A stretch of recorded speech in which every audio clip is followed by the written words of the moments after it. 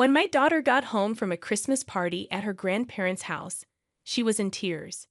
She looked upset as she quietly gave me a wrapped gift. "Look at this, Mom," she asked. "Why do I have to go through this?" I didn't know what to say. As soon as I opened the package, I knew it wasn't right. As a child, I instantly called the police to report what happened, which led to the gift giver's actions being made public and causing chaos. This event caused a lot of trouble in the family, and the person who did it had to deal with harsh results. I started a new job at age 34 after a rude comment from a previous boss. I am now 45 years old, and my younger husband works for the same company. At my current job, skills are more important than age or gender, and my husband, who was my boss at the time, was very supportive. We got married right away and now have a sweet fourth-grade daughter who loves to read and is kind to everyone. However, I don't get along well with my husband's sister. Even though I get along well with my in-laws, she doesn't like that I'm older than my husband and makes fun of how quickly we got married. It hurt to hear her say mean things about my age and the changes in my body from being pregnant, but I tried to keep my cool for my own peace of mind. Her attitude only changed after she had a quick wedding and moved away, which cut down on our time together and stopped her from making fun of me. This change lets me focus on getting ready to meet our daughter. Even though giving birth was hard, the birth of our daughter was a happy event in our lives that cleared the sadness that had been affecting our happiness. During the birth of our daughter, it was very important for me to have my husband's steadfast support and positive words. When she cried for the first time in the delivery room, his thanks and appreciation for my work made us both cry tears of joy. But 5 months after our daughter was born, my sister-in-law had a boy and started coming to our house again. Each visit took an hour. Her goal seemed to be to make negative comparisons between our kids and to say mean things about my age, which made my daughter feel bad. She said it was clear from the lines she said were on my daughter's face compared to her child's smooth skin. Her brazenness astounded me as I was adjusting to being a parent for the first time. She wouldn't bring any baby necessities with her, but she would leave with diapers and formula, saying she didn't want to run out. This action really confused me. It seemed like the main reason she came was to put me down and then take goods, like it was her right. Because of her husband's job, they had to move to a different state, so she stopped visiting. This brought some peace for a short time, until our daughter started grade school and found out that her cousin was also there. Even though our family relationships were tense, our daughter and her cousin became close friends. She took care of him because she was older, nicer, and more honest. He became well-liked by his friends. They were in the same class by the 3rd grade, and my daughter got praise for a reading review she did over the summer. It was even printed in the local newspaper. Family and friends were talking about this accomplishment, especially when I visited my in-laws. A lot of family members got together this time, maybe because my daughter got an award. But my sister-in-law seemed uneasy about the attention our family was getting. A woman claimed that it was unfair and said the famous book was meant for her son, even though the kids had already read both books and agreed to trade them. The fact that they chose which book report to write together was a team effort that my nephew liked. This event showed how the kids could share and help each other, which was very different from the adults' arguments and confusion. My nephew really liked the book my daughter read first, so she was kind and let him pick it out. When I told my sister-in-law this story, she wrongly thought I wrote the award-winning reflection for my daughter. She may have remembered that I liked writing books in college, which she probably got from my husband and didn't tell me. She was also spreading lies at school about me, saying that I had used my personal ties with the competition judges to give my daughter's entry an unfair edge. The spread of these false charges made my daughter so sad that she stopped enjoying reading, which she used to really enjoy. For me, this was the last blow. I couldn't stand to see her so down, both because of the lies being spread about me and because she was the target of mean-spirited rumors. I told my husband about his sister's mean behavior toward me for the first time since we got married before I did anything else. This included taking clothes meant for our daughter, saying mean things about my looks while I was pregnant, and comparing me to a sumo wrestler because she thought babies couldn't tell the difference between gender-specific clothes. My husband agreed that it was time to involve his parents because he was so angry about his sister's behavior. He insisted on telling my sister-in-law about the problem in person, so he went to her house with his parents. Her initial happiness at having her family visit out of the blue quickly turned to shock when my husband gave her a harsh warning. When she was called out, she got angry and blamed me for exposing her to her favorite brother. By making herself the victim, she was trying to avoid taking responsibility. At first, I returned her calls because I thought she was trying to make things right. But it turned out she was just venting her anger. In the end, I set her phone number to go straight to voicemail, so when she tried to call, I didn't answer. I thought at first that she had lost interest when the calls stopped after a few weeks. It turned out that wasn't the reason, though. My in-laws hosted their first ever children's Christmas party in December, which made me wonder why they chose that month.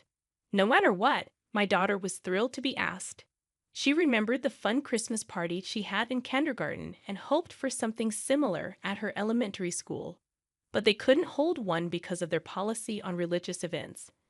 I'd often wonder why people have to strictly follow faith traditions when Christmas has become a holiday that people all over the world love and celebrate in their own unique ways.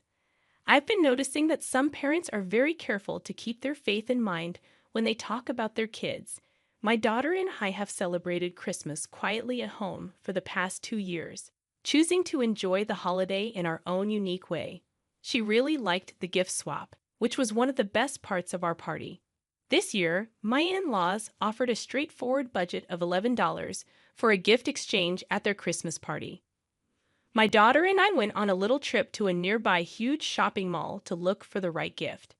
She finally chose one of her favorite picture books because she wanted to tell someone else about the story and how much it made her happy. On the day of the party, she left with the gift and went to my in-laws' house, which was only a short bus ride from our house.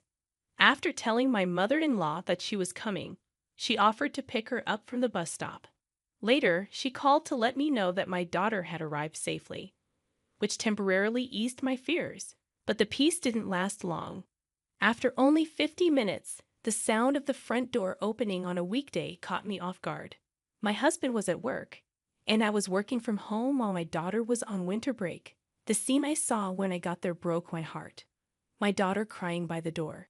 She gave me a gift-wrapped bag that looked like the things inside would make sense of everything. I found a scary card written in red ink inside the bag, along with a newspaper with her reading reflection torn into pieces. The card warned us not to be too cocky, or we might end up like the mutilated stuffed animal inside the bag, which was cut up and stained with red ink to look like blood. This upsetting act was not at all a harmless joke.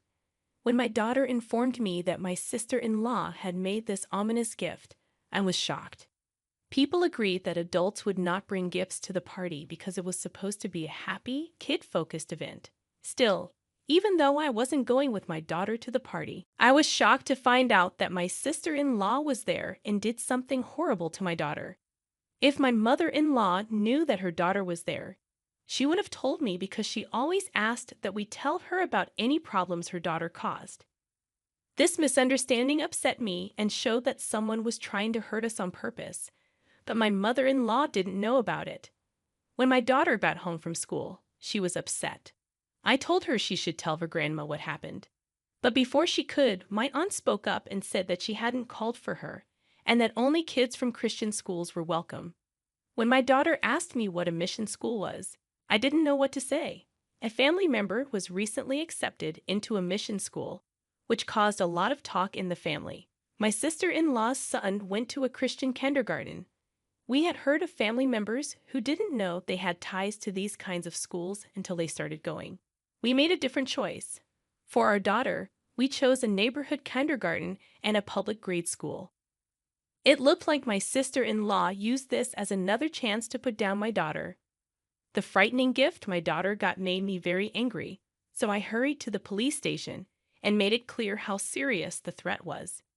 Even though the police didn't want to get involved at first and said it should be handled as a family problem, luckily a female officer saw how serious the situation was. She understood our fear and promised to visit my sister-in-law that evening with a warning. She knew that threats and violence within families are crimes that need to be reported. I told my angry husband about what happened during the day when he got home.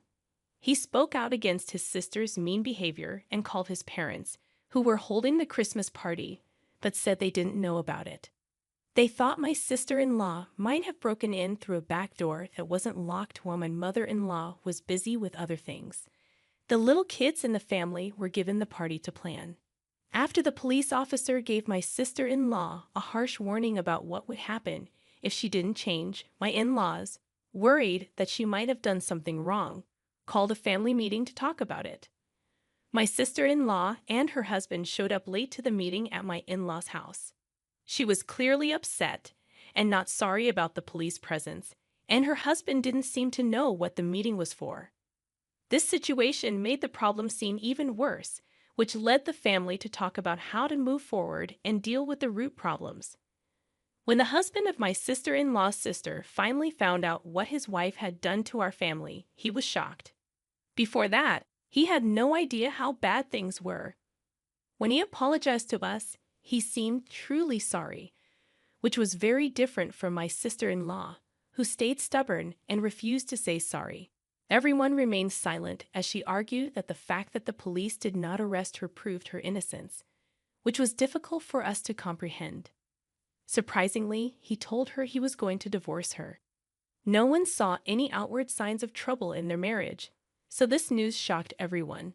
He gave a history of putting up with her behavior, which had gone from ignoring housework and child care to making people afraid because she wasn't paying attention.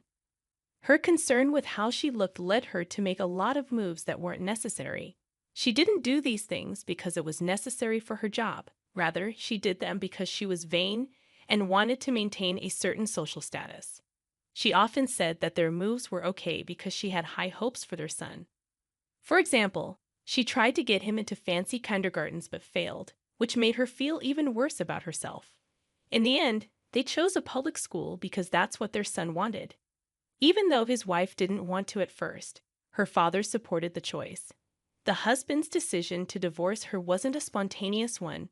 Rather, it was the result of years of resentment that her most recent abuse had exacerbated. When she heard about the divorce, my sister-in-law was caught off guard. She tried to say sorry, but it was weak and seemed like a last-ditch effort to fix things by saying they were just jokes or pranks. But her actions, especially the mean message she sent to a child, were too serious to be laughed off.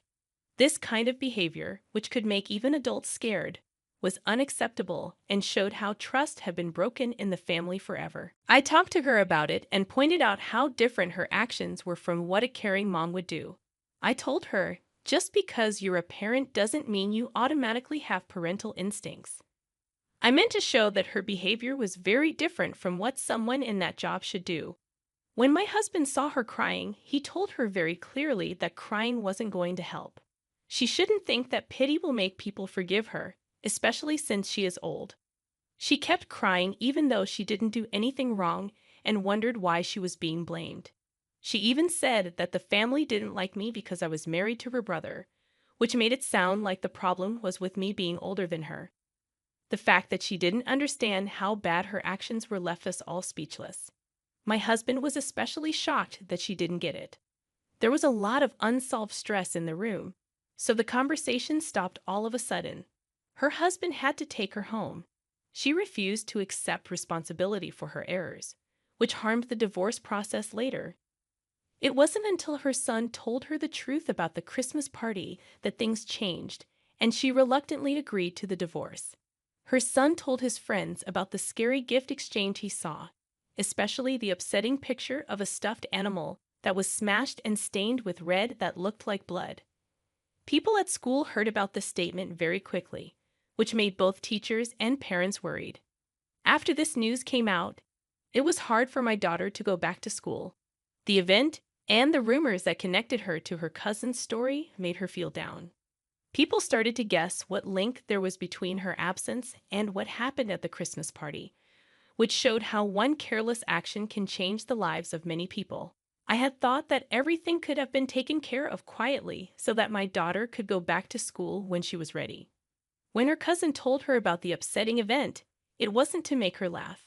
It was a desperate plea for his mother to stop doing what was hurting him. When her husband saw how these revelations affected people, he felt he had to speed up the divorce process and agreed to her terms just to end their split. By that time, she was really well known in the neighborhood for being scary around kids, which made her friends avoid her and even neighbors dislike her. She felt stuck and shamed, so she saw the split as a way out. She thought that going back to live with her parents would make her feel better, but her ex-husband was adamant about keeping custody of their son, and she didn't fight the decision. Instead, she coldly told her son that she didn't care about him because she was planning to get married again and kids were getting in the way of her plans. Her mean words made her son bravely turn her down. He told her he didn't need her in his life and that he was happier with his dad's care. He also told her not to talk to his cousin. When she went back to her parents' house, she was not allowed to stay, which made things worse for her. She had to deal with the effects of her acts by herself. Her downhill spiral put her in dangerous positions. For basic needs, taking out loans from sketchy sources, and then she disappeared from our lives. My husband and his parents decided not to file a missing persons report because they saw her absence as an answer. After that, my daughter got the courage to go back to school, where her cousin is still there to support her and promised to look out for her. Unexpectedly, this hard time has brought our families closer together, especially with my ex-brother-in-law, as we work together to help the kids. In the absence of my sister-in-law, my in-laws have taken care of and loved both of my grandkids with open arms. Now that she's not around, our family is at peace and has built a strong, trusted bond that was missing before.